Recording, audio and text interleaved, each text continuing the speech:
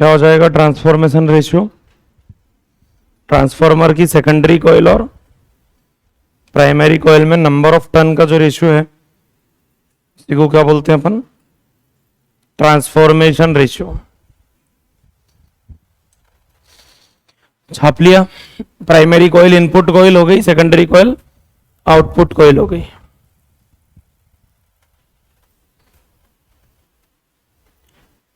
Input coil में current भेजा जाता है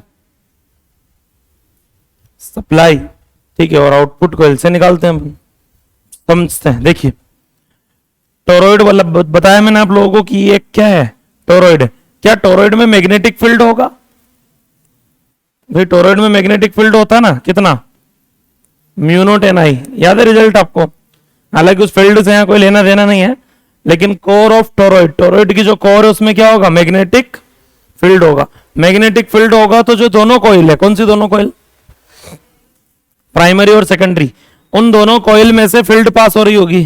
फील्ड पास हो रही होगी तो दोनों कॉइल में क्या होगा, मैग्नेटिक फ्लक्स होगा। अरे फील्ड होगी तो फ्लक्स होगा ना, किसका, प्राइमरी और सेकेंडरी का। अगर हम करंट चेंज करते हैं प्राइमरी का तो फील्ड चेंज होता है, फील्ड चेंज होगा तो फ्लक्स चेंज होगा, फ्लक्स चेंज होगा तो ईएमएफ इंड्यूस होगा। अब मुझे एक बात ये बताइए कि क्या प्राइमरी और सेकेंडरी दोनों में मैग्नेटिक फ्लक्स की वैल्यू सेम होगी? क्या होता है मैग्नेटिक फ्लक्स, एनबीए। क्या फील्ड दोनों के लिए सेम है? हाँ। एरिया दोनों के लिए सेम है? हाँ। टोरॉइड, जो टोरॉइड लेकर चल रहे हैं उसका एरिया क्या है, फिक्स है। उसी टोरॉइड पे प्राइमरी भी बाउंडेड है, उसी पे सेकेंडरी भी, लेकिन नंबर ऑफ टर्न डिफरेंट है। तो प्राइमरी और सेकेंडरी दोनों का फ्लक्स सेम है क्या? नहीं है। हाँ क्यों बोल रहा हूं भाई, NBA, number of turn different है तो फ्लक्स कैसे सेम हो जाएगा? फ्लक्स का फॉर्मूला क्या है, एनबीए। फील्ड सेम है, एरिया सेम है, लेकिन नंबर ऑफ टर्न डिफरेंट है तो फ्लक्स डिफरेंट है। प्राइमरी कॉइल और सेकेंडरी कॉइल का फ्लक्स इक्वल है या डिफरेंट वैल्यू है? Different value.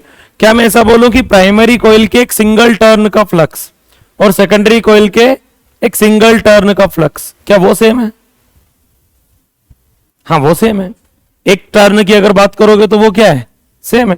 टोटल फ्लक्स की बात करोगे तो वो सेम नहीं है। क्यों? क्योंकि नंबर ऑफ टर्न डिफरेंट है। मान लो एक में 50 टर्न है और एक में 100 है, तो एक का फ्लक्स 100 बी आएगा और एक का 50 बी है, तो 100 बी वाला डबल हो जाएगा। तो यहां पे क्या क्या इक्वल रहता है दोनों कॉइल में, बताइए बताइए।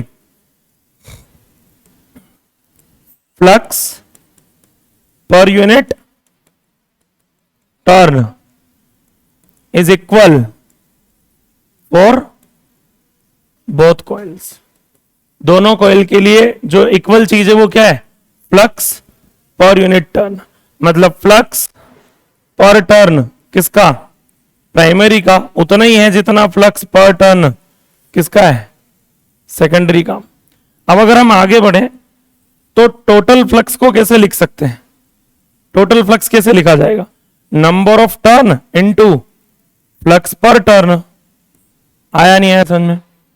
भाई मान लो मुझे किसी कॉइल का टोटल फ्लक्स निकालना हो तो कैसे निकालूंगा, सिंगल टर्न का जो फ्लक्स है पर टर्न, पीटी मतलब पर टर्न का जो फ्लक्स है उसको नंबर ऑफ टर्न से मल्टीप्लाई कर दिया जाए तो क्या हो जाएगा, अरे बोलिए, फ्लक्स पर टर्न। अब हम आते हैं सबसे पहली चीज, ईएमएफ इन प्राइमरी कॉइल, जिसको आप इनपुट वोल्टेज भी बोल सकते हो। क्या बोल सकते हो, इनपुट वोल्टेज। भाई प्राइमरी कॉइल क्या होता है, EMF minus of d phi by D t. ठीक है, तो नेगेटिव साइन तो लेंज लॉ को रिप्रेजेंट कर रहा होता है। ठीक है, तो वो तो हम हटा देते हैं यहां पे, ये चाहो तो आप लिख के चल सकते हैं। ठीक है, minus of d phi by D t. अब जो ये क्या है, फाई क्या है, फ्लक्स। मैं इसे लिख सकता हूं minus d N d phi p T by D T, और एन प्राइमरी। क्या कर दिया मैंने, फ्लक्स को क्या लिख दिया, अरे टोटल फ्लक्स को क्या लिख दिया, number of turn into flux per turn. पर टर्न के फ्लक्स को नंबर ऑफ टर्न से मल्टीप्लाई कर दिया और उसको किसके इक्वल लिख दिया, टोटल। अच्छा नंबर ऑफ टर्न तो कांस्टेंट हो जाएगा ना, तो बताओ क्या बन जाएगा, minus N p d five P T by D t. Clear है क्या? दूसरा, EMF in secondary coil, secondary coil या इसको क्या बोल देते हैं? Very good, output voltage. Output voltage की अगर हम बात करें सेकेंडरी का, तो बताओ क्या आ जाएगा? वही minus of D five by D T, secondary का फ्लक्स। यहां किसका लेना है? प्राइमरी का। तो बताओ माइनस फ्लक्स को क्या लिखा जा सकता है? Number of turn into flux per turn by dt। Total flux को लिख सकते हैं number of turn into per turn. क्या क्या बाहर आ जाएगा? नंबर ऑफ टर्न बाहर आ जाएंगे, बताओ क्या बनेगा? D five P T by D t. Clear है क्या? दोनों का रेशियो ले लेते हैं, किसका? ईपी और प्राइमरी और सेकेंडरी वोल्टेज, इनपुट और आउटपुट वोल्टेज का रेशियो ले लेते हैं। जब रेशियो लेने जाएंगे तो बताओ क्या बनेगा? ईपी क्या? ईपी ईपी है minus NP D five P T by D T, और ये है minus N S D five P T by क्या? D five P T by D T. दोनों कॉइल के लिए सेम है। दोनों कॉइल का चाहे फ्लक्स सेम नहीं, लेकिन पर टर्न का फ्लक्स तो सेम है, और फ्लक्स सेम है तो उसका चेंजिंग रेट भी सेम ही होगा। इक्वल वैल्यू है ना, माइनस से माइनस भी। तो primary voltage divided by secondary voltage is equal to NP by, समझ में आया क्या? इसको मॉडिफाई करके ऐसा लिख सकते हो कि मतलब उल्टा लिखना होता है, E S by EP equal to, बोलो नीट 2024 में डायरेक्ट यही क्वेश्चन पूछ लिया है। दोनों नंबर ऑफ टर्न दे दिए और वोल्टेज का रेशियो पूछ लिया। तो वही जो नंबर ऑफ टर्न का रेशियो है, नंबर ऑफ टर्न का रेशियो दिया 1:2 और बोले वोल्टेज का रेशियो बताओ 1:2। अरे आया नहीं आया समझ में? क्लियर है? तो कहीं ना कहीं ये भी तो लिख सकते हैं क्या कि सेकेंडरी वोल्टेज डिवाइडेड बाय, मतलब output voltage divided by input voltage is equal to transformation ratio. NS by NP क्या है? Transformation ratio. अब अगर हम बात करें तो दो टाइप के ट्रांसफॉर्मर हमारे सिलेबस में हैं। कौन से? एक वो जिसका आर ग्रेटर देन 1 होता है, मतलब ट्रांसफॉर्मेशन रेशियो 1 से ज्यादा होता है, मतलब number of turn in secondary coil is greater than number of turn in, secondary turn ज्यादा है प्राइमरी से, तो सेकेंडरी वोल्टेज ज्यादा आएगा किससे? प्राइमरी से। सेकेंडरी वोल्टेज मतलब आउटपुट, प्राइमरी मतलब आउटपुट वोल्टेज इनपुट से ज्यादा है। कौन सा ट्रांसफॉर्मर? Step up transformer. अरे भाई NS is greater than NP होगा तो उस कंडीशन में बताओ क्या हो जाएगा? बोलिए। सेकेंडरी का वोल्टेज प्राइमरी से ज्यादा आएगा। कौन सा ट्रांसफॉर्मर? Step up. वोल्टेज बढ़ा रहा है भैया, ये इनपुट वोल्टेज के कंपेयर में आउटपुट वोल्टेज ज्यादा लेके आ रहा है। एक ट्रांसफॉर्मर ऐसा होता है जिसका ट्रांसफॉर्मेशन रेशियो लेस देन 1 होता है। क्यों? क्योंकि उसमें हम प्राइमरी टर्न जो है वो सेकेंडरी से ज्यादा रख लेते हैं, उल्टा कर देते हैं। प्राइमरी ज्यादा है सेकेंडरी से तो आर लेस देन 1 आएगा। प्राइमरी वोल्टेज ज्यादा आएगा किससे? सेकेंडरी वोल्टेज से। Primary voltage is greater than secondary voltage, मतलब इनपुट वोल्टेज ज्यादा है आउटपुट वोल्टेज कम है, मतलब जितना इनपुट आया आउटपुट उससे कम निकल रहा है पोटेंशियल में, तो पोटेंशियल को क्या कर दिया इसने? कम कर दिया। तो ये कौन सा ट्रांसफॉर्मर हुआ? Step down transformer. तो ट्रांसफॉर्मर का पूरा जो कॉन्सेप्ट है वो एक ही चीज पे टिका हुआ है, और वो क्या है? आप नंबर ऑफ टर्न जो रखते हैं वो किस कॉइल में कितने रखते हैं। स्टेप अप ट्रांसफॉर्मर बनाना है तो कैसे बनाएंगे? स्टेप अप बनाने के लिए सेकेंडरी में नंबर ऑफ टर्न ज्यादा कर दो प्राइमरी से, और स्टेप डाउन बनाने के लिए कम रख लो। बस नंबर ऑफ टर्न का ही हेर फेर है पूरा ट्रांसफॉर्मर, नंबर ऑफ टर्न के डिफरेंस पे टिका हुआ है। बात समझ में आ रही क्या बोलना चाह रहा हूं? Number of turn he decide करते हैं कि ट्रांसफॉर्मर कैसा बनेगा। स्टेप अप स्टेप डाउन में कुछ डिफरेंस नहीं, केवल इतना ही डिफरेंस है। सेकेंडरी कॉइल के नंबर ऑफ टर्न आप प्राइमरी से ज्यादा रखते हैं कि कम रखते हैं, उससे डिसाइड होगा कि आपका ट्रांसफॉर्मर स्टेप अप बनेगा कि स्टेप डाउन। अरे आया नहीं आया सोचो कहां से शुरू करना है? यहां तक तो लिख लिया था।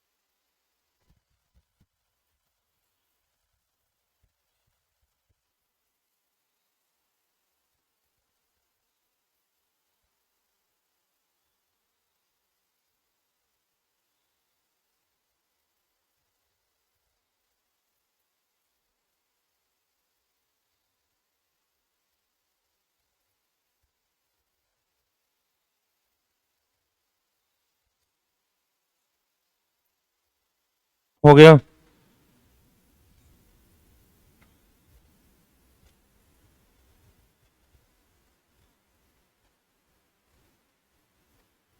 चलें अगले पेज पे।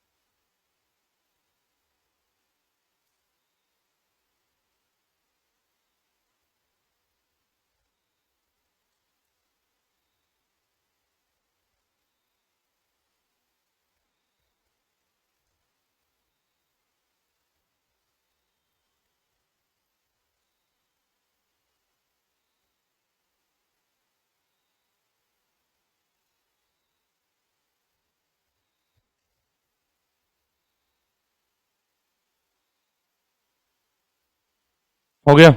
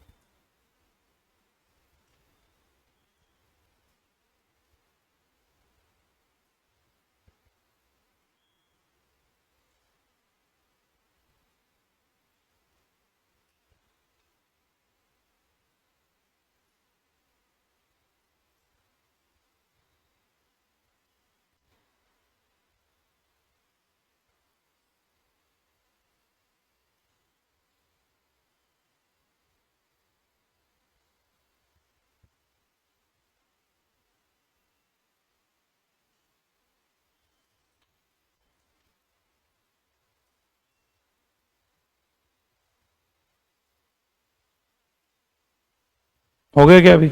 नेक्स्ट हेडिंग लिखिए, efficiency of transformer. Efficiency of transformer क्या होता है? एफिशिएंसी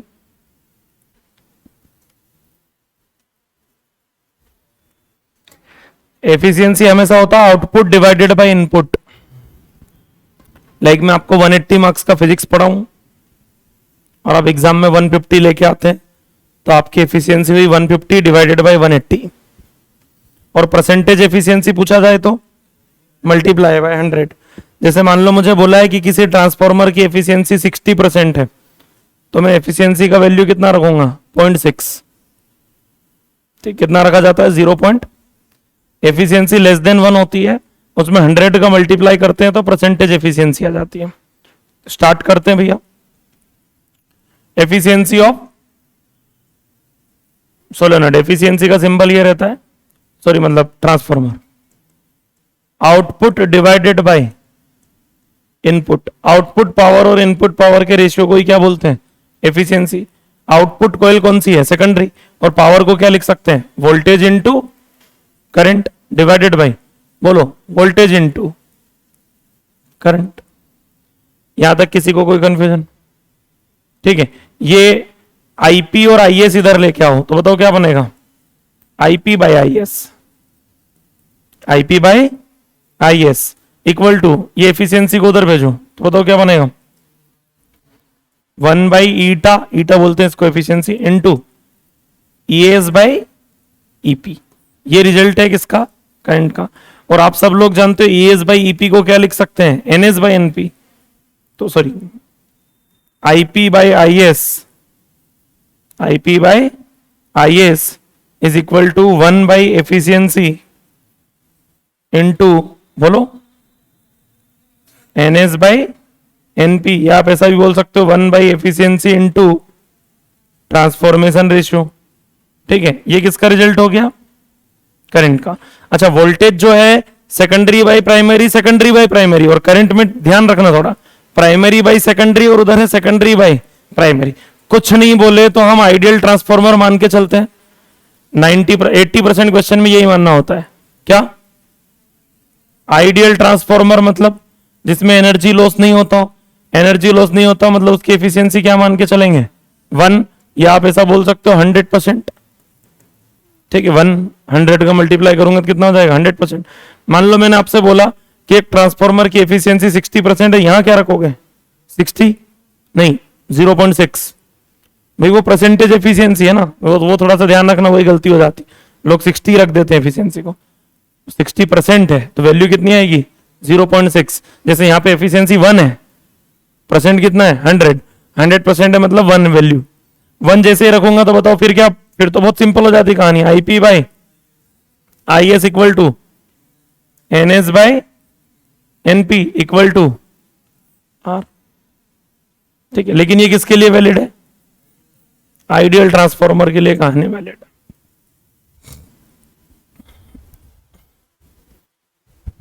आइडियल नहीं होगा तो हमको कैसे पता चलेगा आइडियल है कि नहीं है, एफिशिएंसी दे दे तो आइडियल नहीं है और एफिशिएंसी नहीं दे तो आइडियल है।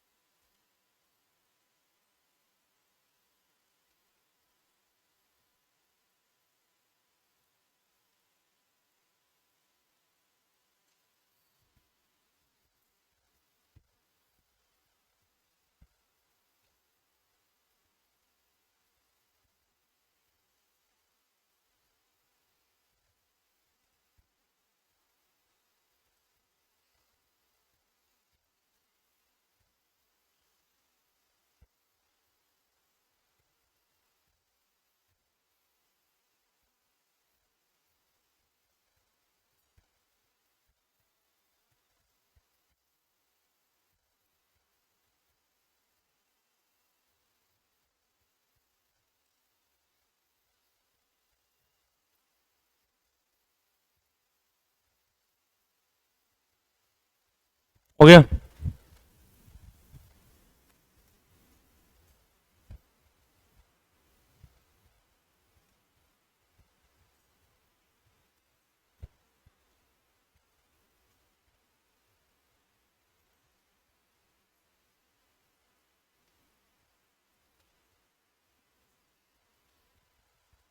बढ़े आगे।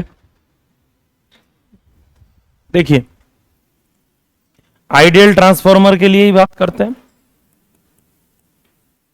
जो भी डिस्कशन कर रहे हैं किसके लिए कर रहे हैं अब हम? आइडियल ट्रांसफॉर्मर के लिए।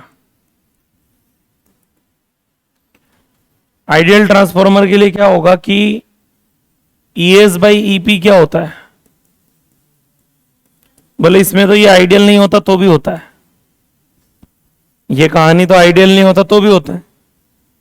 एंड IP बाई IS क्या होता है? NS बाई NP होता है ये भी। ये कब होता है? हमेशा। ट्रांसफॉर्मर आइडियल हो या ना हो ये वैल्यू तो हमेशा ही थी। ये कब लिख पाए थे अपन? जब आइडियल है, नहीं तो यहां पे क्या आएगा 1/ईटा, एफिशिएंसी आएगी 1 में। ठीक है, तो वो एक प्रॉब्लम रहती है। अच्छा, अब हम क्या लिखने जा रहे हैं? V is equal to IR। V is equal to, इसको इससे हम चेंज कर रहे हैं, तो बताओ इसको क्या लिखेंगे? I सेकेंडरी, R सेकेंडरी, इसको बताओ I प्राइमरी, ये R क्या है? रेजिस्टेंस, इक्वल टू बताओ क्या हो जाएगा? NS by NP। अब थोड़ा सा अगर हम आगे बढ़े तो बताओ RS by RP is equal to, बोलो NS by NP into IP by, और IP बाई IS को मैं वापस से क्या लिख सकता हूं? NS by NP। तो ये क्या हो जाएगा? NS square by NP square. इसका मतलब क्या हुआ? सेकेंडरी का रेजिस्टेंस डिवाइडेड बाई प्राइमरी का resistance is equal to square of transformation ratio. छापे।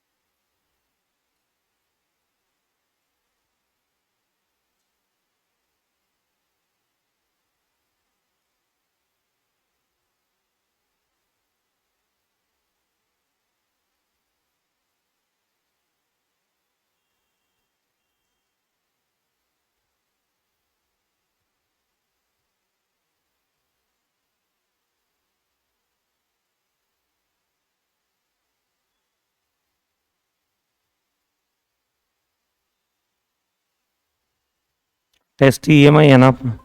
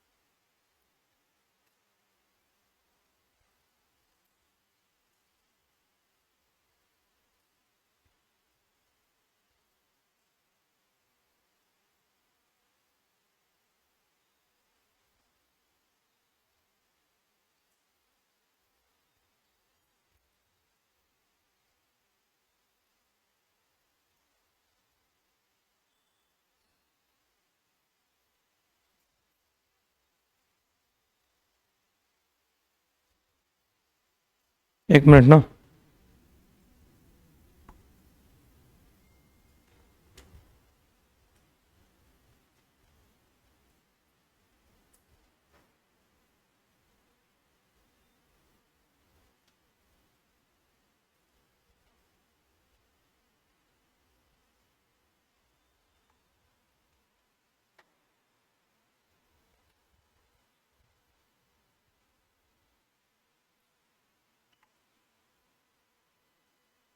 हाँ, नेक्स्ट हेडिंग लिखिए energy loss in transformer. Transformer में एनर्जी लॉस कहां कहां होती है? टाइप्स ऑफ लॉस है भैया। एक होता है थर्मल लॉस,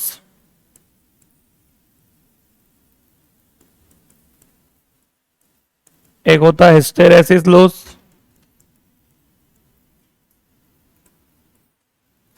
एक होता है एडी लॉस, और चौथा होता है हमिंग लॉस।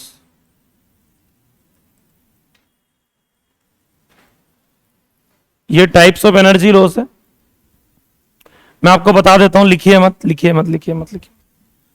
थर्मल लॉस कहां होगा? ये जो प्राइमरी और सेकेंडरी कॉइल जो आप यूज कर रहे हैं, होता क्या, बार बार जब उनमें करंट फ्लो होगा कंटिन्यूसली। ट्रांसफार्मर में तो जैसे मान लो 24 घंटे सप्लाई आ रहा है अपने यहाँ, तो बाहर जो ट्रांसफार्मर लगा उसमें पूरे 24 घंटे करंट फ्लो हो रहा है लगातार कंटिन्यूसली। अब किसी वायर में करंट फ्लो हो ही रहा है हमेशा, तो उस वायर में कुछ ना कुछ तो हीट प्रोड्यूस होगी, तो उस लॉस को अपन क्या बोलते हैं? Thermal loss. कहां होता है? कोयल में होता है। कहां होता है? कोयल में होता है। थर्मल लॉस कोयल में होगा। और इसको कम करने का तरीका क्या है? अच्छी क्वालिटी का वायर यूज करो, और क्या ऑप्शन है? थर्मल लॉस कैसे कम कर सकता हूं मैं? कोयल, प्राइमरी और सेकेंडरी कोयल जिस वायर से मिलके बनी हुई है, वो वायर गर्म हो रहा है, बार बार करंट फ्लो हो रही है कंटिन्यूअसली, तो हीट प्रोड्यूस हो रही है, थर्मल लॉस हो रहा है। क्या ऑप्शन? अच्छा वायर यूज करने के अलावा क्या ऑप्शन? और क्या कर सकते हैं भाई? पानी थोड़ी ना डाल सकते उस पर बार बार जाके कि ठंडा हो जाए। तो एक ही ऑप्शन है, क्या होगा? अच्छी क्वालिटी का वायर यूज करेंगे तो थर्मल लॉस कम होगा। यही एक ऑप्शन है। जीरो कर सकता हूं क्या इसको? दुनिया में ऐसा वायर ही नहीं जो हीट प्रोड्यूस नहीं करे, ऐसा मटेरियल ही नहीं है जिससे ऐसा वायर बनाया जा सके। फिर भी ट्राई किया जाता कॉपर वायर वगैरह यूज करके, कॉपर यूज होता उसमें, ठीक है। नहीं तो हम नॉर्मल मेटल भी यूज कर सकते थे, वायर एल्यूमिनियम वायर भी यूज कर सकते थे, लेकिन नहीं, थर्मल लॉस को कम करने के लिए। ये अगला, अब अल्टरनेटिंग करंट फ्लो होता है जो बढ़ता है, डिक्रीज होता है, फिर इधर बढ़ता है। याद है आपको वो IH? तो जो कोर है, कोर जिस मटेरियल से बनी हुई है, उस कोर में बार बार कोर के डोमेन इधर उधर शिफ्ट होंगे, इधर उधर शिफ्ट होंगे, तो आई बढ़ेगा, एच बढ़ेगा, कम होगा। तो ऐसा मटेरियल यूज करना पड़ेगा जिसका हिस्टैरिसीस लूप का एरिया कम हो। इसलिए हम क्या यूज करते हैं यहाँ पे? सॉफ्ट आयरन का यूज करते हैं।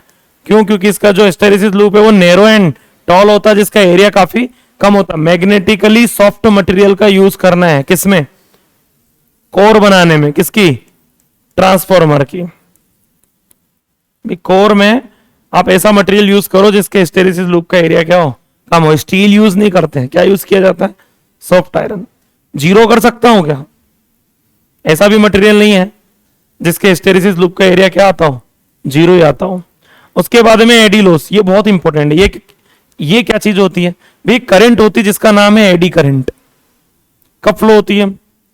मान लो ये एक प्लेट है, मेटल प्लेट, और यहां पे क्रॉस मैग्नेटिक फील्ड है, और ये फील्ड वेरी कर रहा है, वेरिएशन है फील्ड में। यह फील्ड यही है, बार बार हम प्लेट को फील्ड में ला रहे हैं, बाहर निकाल रहे हैं, फील्ड में ला रहे हैं, बाहर निकाल रहे हैं। तो होता क्या है, इसके अंदर, प्लेट के अंदर जो इलेक्ट्रॉन्स हैं, उन इलेक्ट्रॉन्स को घूमने के लिए जगह मिल जाती है, तो वो इलेक्ट्रॉन वहीं के वहीं घूमते हैं, तो प्लेट में करंट फ्लो होना स्टार्ट हो जाती है, जिसका नाम क्या है? Eddy current. इससे भी एनर्जी का क्या होता है? लॉस होता है, एडी लॉस। तो अब यहां क्या है? यहां ट्रांसफॉर्मर की कोर है हमारे पास। ट्रांसफॉर्मर में एडी लॉस जो है वो कहां होगा? ये भी कोर में ही होगा भाई। ट्रांसफॉर्मर की क्या है मेरे पास? एक कोर है, ये कोर ऑफ ट्रांसफॉर्मर है। इसके जो इलेक्ट्रॉन्स हैं वो ऐसे घूमेंगे। इलेक्ट्रॉन जब घूमेंगे तो इलेक्ट्रॉन घूमेंगे तो क्या फ्लो होगी बताओ? Eddy current. क्यों? क्योंकि यहां भी तो वेरिएबल मैग्नेटिक फील्ड है। ट्रांसफॉर्मर का कॉन्सेप्ट ही किस पे बेस्ड है? इंडक्शन पे बेस्ड। करंट वेरी कर रहा है, फील्ड वेरी कर रहा है, फील्ड में वेरिएशन आएगा तो कोर में क्या फ्लो होगा? Eddy current. तो एडी करंट फ्लो होगा तो कौन सा लॉस स्टार्ट हो जाएगा? अब इससे कैसे बचे? इससे बचने के लिए हम कोर के क्या कर देते हैं? टुकड़े टुकड़े कर देते हैं। मतलब पूरा कंप्लीट कोर ऐसे नहीं रखते, इसको ऐसे ऐसे प्लेट्स में डिवाइड कर देते हैं, प्लेटेड कोर रखते हैं। क्या करते हैं? Plated core. ऐसा क्यों? ताकि इलेक्ट्रॉन घूमने निकले और प्लेट खत्म हो जाए। इलेक्ट्रॉन घूमने निकले और प्लेट खत्म हो जाए, तो फिर भी कुछ इलेक्ट्रॉन तो होंगे जो घूम जाएंगे उतनी सी जगह में भी, हाँ, और कुछ ऐसे होंगे जो पूरा सर्कल नहीं घूमेंगे लेकिन आधे आधे तो घूमेंगे। तो एडी करंट जीरो नहीं होगा, कम हो जाएगा। जीरो नहीं कर सकते इस लॉस को, एडी लॉस को भी। एडी करंट समझ में आया क्या? इस पे क्वेश्चन और पूछा जाता है कि क्रॉस मैग्नेटिक फील्ड के अंदर हम क्या कर रहे हैं? क्रॉस मैग्नेटिक फील्ड में हमने एक डिस्क लिया, डिस्क, और वो डिस्क जो है वो ऑसिलेट कर रही है इस फील्ड में, तो इसमें भी क्या फ्लो होना स्टार्ट हो जाएगा, एडी करंट, थोड़ी देर में रुक जाएगी ये डिस्क। और इसी डिस्क को अगर हम ऐसे बना दें, डिस्क को हटा के इसी मटेरियल को हमने मेल्ट करके कुछ ऐसा अरेंजमेंट बना दिया और इसको हम क्या करवा रहे हैं, ऑसिलेट कर रहे हैं, ये थोड़ा लेट रुकेगा। क्यों? क्यों इसमें एजेस बहुत, इलेक्ट्रॉन को घूमने के लिए जगह थोड़ा कम मिलेगी, इसमें इलेक्ट्रॉन को घूमने के लिए प्रॉपर रुकेंगे। तो दोनों एडी लॉस तो दोनों में होना है, ज्यादा लॉस किस में होगा? ठीक है, मान लो मेरे पास एक प्लेट है, स्क्वायर प्लेट, उसको मैं मैग्नेटिक फील्ड में से ऑसिलेट करवा रहा हूं। ठीक है, ऑसिलेट करवा के छोड़ दिया फील्ड के अंदर, थोड़े टाइम के बाद वो रुक जाएगी। क्यों? किस वजह से? एडी लॉस की वजह से। फिर मैंने उस प्लेट को वो सॉरी जो स्क्वायर प्लेट था उसके से टुकड़े कर दिए, प्लेटेड बना दिया और फिर सारे टुकड़े जोड़ के अब ऑसिलेट करवा रहा हूं। क्या अब रुकेगी? बोले हाँ रुकेगी, लेकिन थोड़ा ज्यादा टाइम तक ऑसिलेट करेगी, क्योंकि आपने एडी लॉस को क्या कर दिया है, रिड्यूस कर दिया है। तो आपसे मान लो थ्योरी में पूछा जाए कि ट्रांसफॉर्मर की जो कोर है वो प्लेटेड कोर क्यों रखते हैं, तो क्या बोलोगे? एडी लॉस को। अब जब कोर प्लेटेड होती है और उसमें इतनी ज्यादा पावर आ रही है ट्रांसफॉर्मर में, तो वो प्लेट्स आपस में टकराती है, साउंड प्रोड्यूस होता है। उस साउंड को डिक्रीज करने के लिए दोनों प्लेट्स के बीच में क्या लगाते हैं? पैकिंग लगाते हैं। वो साउंड की वजह से जो लॉस होता है उसी लॉस को क्या बोला जाता है? Humming loss. मतलब एक लॉस को कम करने के चक्कर में दूसरा लॉस आ गया, लेकिन वो इतना ज्यादा नहीं होता है हमिंग लॉस। ठीक है, लेकिन होता तो है हमिंग लॉस। ट्रांसफॉर्मर के पास आप भी जाएंगे तो भी साउंड एकदम जीरो नहीं हो पाता उसका। क्या नहीं हो पाता है? ट्रांसफॉर्मर के पास खड़े रहोगे तो एक साउंड आएगा,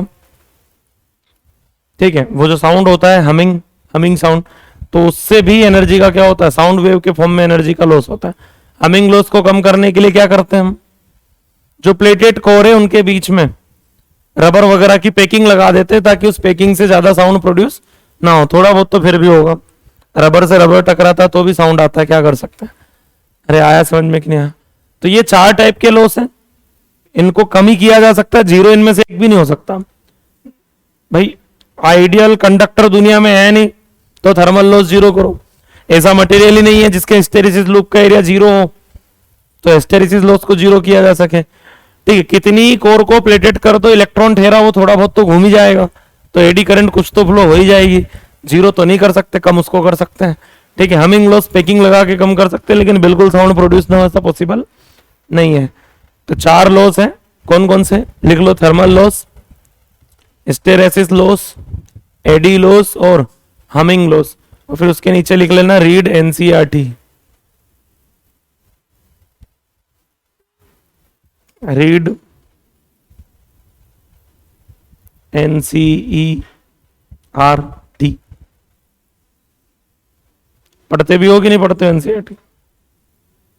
मतलब बायो की पढ़ लो, मैं बहुत बड़ी बात है, फिजिक्स की तो आप रहने ही दो कम से कम। मत पढ़ो, मुझे क्या दिक्कत है। थ्योरी आती है एनसीईआरटी से डायरेक्ट, वो नहीं बनेगी फिर नहीं पढ़ोगे तो।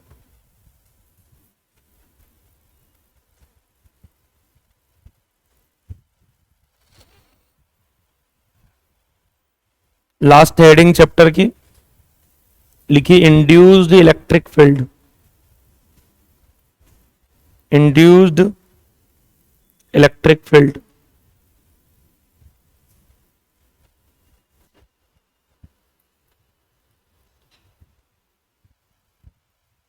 क्या होता है? इंड्यूस्ड इलेक्ट्रिक फील्ड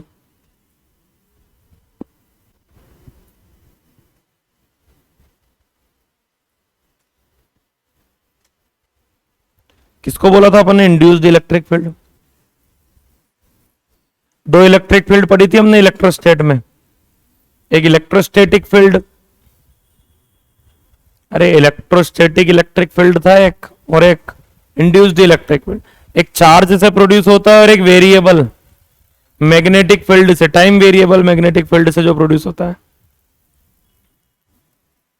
तो इंड्यूस्ड इलेक्ट्रिक फील्ड किसका नाम था? जो टाइम वेरिएबल मैग्नेटिक फील्ड से प्रोड्यूस होता हो उसका नाम था। देखिए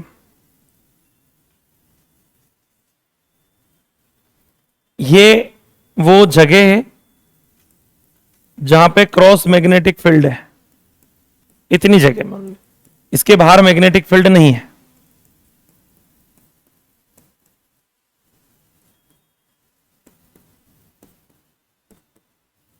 लेकिन ये जो मैग्नेटिक फील्ड है,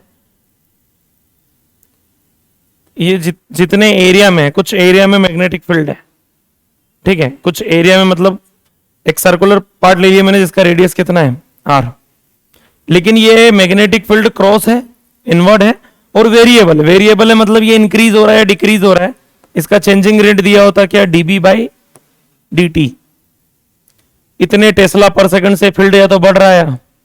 और वेरिएबल मैग्नेटिक फील्ड क्या प्रोड्यूस करता है, इलेक्ट्रिक फील्ड प्रोड्यूस करता है। कहां पे करता है, अपने अंदर या बाहर, दोनों जगह पे। वेरिएबल मैग्नेटिक फील्ड क्या प्रोड्यूस करता है, इलेक्ट्रिक फील्ड। कहां पे, जहां पे मैग्नेटिक फील्ड है वहां भी, और जहां वो नहीं है वहां भी, अपने सराउंडिंग में प्रोड्यूस करता है। एक्चुअल में कहां प्रोड्यूस करता है, सराउंडिंग। हमसे दोनों जगह पूछी जाती है। कहां पे, एक तो हमसे ये पूछा जाएगा कि बताओ यहां इलेक्ट्रिक फील्ड का वैल्यू कितना है, और एक पूछा जाएगा यहां कितना है। मतलब एक फील्ड के अंदर इलेक्ट्रिक फील्ड कितनी प्रोड्यूस होती है और एक फील्ड के बाहर इलेक्ट्रिक फील्ड कितनी प्रोड्यूस होती है, क्वेश्चंस पूछे जाते हैं। अंदर के लिए जो डिस्टेंस है ये क्या ले लेंगे बताओ, आर इनसाइड, और बाहर के लिए डिस्टेंस क्या ले रहे हैं, आर आउटसाइड। आर इनसाइड वाली जगह पे पूछा तो आपको क्या करना है, इसको लेके एक सर्कल बनाना है। क्या करना है, सर्कल बनाना है। अब हम जो लिखने जा रहे हैं रिजल्ट, हम लिखने जा रहे हैं ईएमएफ। क्या लिखने जा रहे हैं, ईएमएफ। ईएमएफ दो जगह से हम ईएमएफ जानते हैं। इलेक्ट्रोस्टेट में भी हमने वोल्टेज के बारे में पढ़ा है, E इक्वल टू dV/dr। तो dV कितना आएगा बताओ, E.dr, किसमें, क्लोज लूप में। क्या इलेक्ट्रिक फील्ड को इंटीग्रेट करें पोजीशन के साथ तो भी पोटेंशियल ही आता है, हाँ या ना। और एक हमने मैग्नेटिज्म में पढ़ा, d∅/dt, माइनस माइनस दोनों में होता है इनमें। अरे वो भी E इक्वल टू -dV/dr है और ये भी -d∅/dt है, तो नेगेटिव तो दोनों में होता है। क्या ये दोनों ही वोल्टेज है, अरे हाँ, ये वोल्टेज है, किसने बताया, फैराडे ने। और वो वोल्टेज हमने कहां सीखा, इलेक्ट्रोस्टेट में। इक्वल कर दो दोनों को इस पॉइंट के लिए, किस पॉइंट के लिए, यहां के लिए, इनसाइड पॉइंट के लिए। तो सबसे पहले हम इनसाइड पॉइंट पर चल रहे हैं, तो इनसाइड पॉइंट पे बताओ क्या लिखेंगे, E.dr। तो इलेक्ट्रिक फील्ड कितनी मान लू मैं, E कहां पे, इनसाइड पॉइंट पे, और dr उस लूप का लेंथ कितना है, 2πr इनसाइड। अरे dr उस लूप का लेंथ कितना आएगा, 2π, सर्कल मानेंगे एक पूरा, कितना, 2πr inside is equal to, minus दोनों के हटा दे रहा हूं ना, d∅/dt। d∅/dt क्या होता है, फ्लक्स क्या होता है, BA, ठीक है। तो एरिया कितना है, इसके अंदर कितना एरिया है, अरे इसके अंदर वो जगह जहां फ्लक्स चेंज हो रहा है, पूरे में ही हो रहा है, पूरे में फील्ड है इसके अंदर, तो कितना, πr इनसाइड का स्क्वायर, ये तो हो गया area, into dB/dt। BA flux था, d∅/dt, ये एरिया इंटू dB/dt क्या है, यही तो है, d∅, इसको लिख सकते हैं ना ऐसे, एरिया इंटू dB/dt, वही लिखा है एग्जैक्टली। क्या क्या कैंसिल हो रहा है, पाई से पाई कैंसिल हो रहा है, आर इनसाइड से आर इनसाइड कैंसिल हो रहा है। तो इनसाइड पॉइंट पर इलेक्ट्रिक फील्ड का रिजल्ट क्या आ रहा है, बोलिए, inside electric field is equal to, बोलो, R inside by 2 into dB/, समझ में आ रहा है क्या। तो जहां पे मैग्नेटिक फील्ड है वहां पे इलेक्ट्रिक फील्ड डायरेक्टली प्रोपोर्शनल आ रही है किसके, मतलब जैसे जैसे हम सेंटर से आगे की तरफ बढ़ेंगे इलेक्ट्रिक फील्ड का वैल्यू बढ़ेगा, क्योंकि डायरेक्टली प्रोपोर्शनल है। अब हम बात करते हैं किसकी, वो आउटसाइड पॉइंट पर, तरीका भी वही रहेगा। इलेक्ट्रिक फील्ड कहां का, आउटसाइड का, इनटू लेंथ को 2πr इनसाइड नहीं लिखते हुए क्या लिखना पड़ेगा, 2π, नहीं इसको लेके जो लूप बनेगा वो 2πr आउटसाइड, हाँ ना। ये क्या कर दिया हमने, E इंटू dr। अब क्या लिखना है, A dB/dt, इधर इक्वल में क्या लिखोगे, एरिया इंटू dB/dt। एरिया बोलो, पाई आर आउटसाइड का स्क्वायर, नहीं, अगर आपने पाई आर आउटसाइड का स्क्वायर ले लिया मतलब आपने इतना पूरा एरिया ले लिया। क्या इस जगह में फील्ड चेंज हो रही है, आपको फ्लक्स तो वो लिखना ना जो चेंज हो रहा है, तो फ्लक्स यहां चेंज हो रहा है कि यहाँ तो फील्ड ही नहीं है, तो कौन सा फ्लक्स चेंज हो रहा है? फ्लक्स तो इतनी जगह में ही चेंज हो रहा है ओनली, हाँ ना। तो अब आपको एरिया किसका लिखना पड़ेगा? जितनी जगह में फील्ड है। तो पाई आर आउटसाइड का स्क्वायर या pi R square, capital R square? Pi capital R square. ये गलती हो जाती है, बाहर वाले पॉइंट पे हम एरिया कौन सा रख देते हैं? पूरा एरिया रख देते हैं वहां तक का, लेकिन फील्ड उतनी जगह में ही चेंज हो रही है। आपको एरिया वो रखना है जिसमें फील्ड चेंज हो रही है। यहां इसके अंदर पूरे में ही फील्ड चेंज हो रही थी, क्लियर है क्या? हमने वो पूरे एरिया लेना पड़ा। तो बताओ क्या लिखेंगे, बोलो। Pi capital R square into DB by D T. कैंटी फोन। तो बताओ पाई से पाई कैंसल हो जाएगा, तो बताओ E outside is equal to, बोलिए, R square by 2r outside into, बोलो, DB by inversely proportional to outside point पर इलेक्ट्रिक फील्ड इनवर्सली प्रोपोर्शनल है किसके? आर आउटसाइड के। तो ग्राफ कैसा बनेगा? इलेक्ट्रिक फील्ड और डिस्टेंस में ग्राफ बनाना हो तो गलत लिख दिया मैंने।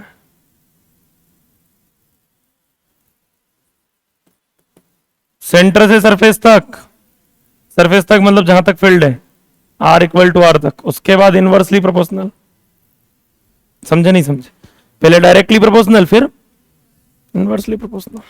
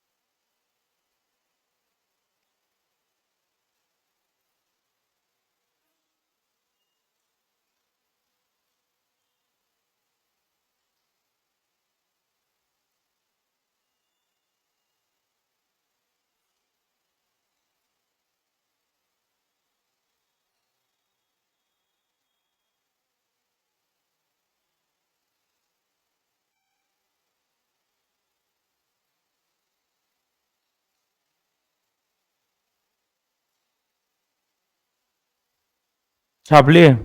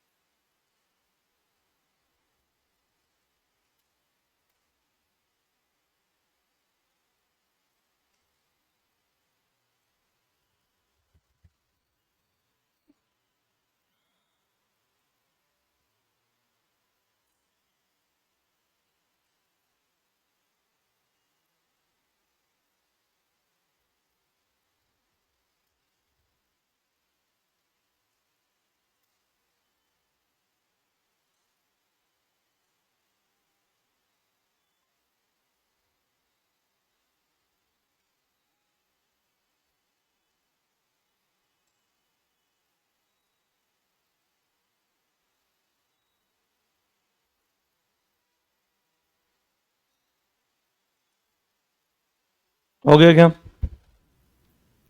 खत्म होता चैप्टर आप लोगों का यहाँ पे। नया चैप्टर अपन मंडे स्टार्ट करेंगे, आप रिवीजन कर सकते हैं अभी जो पढ़ना हो। एक बार जल्दी थ्योरी रिवाइज कर लो, 15-20 मिनट है लेक्चर में।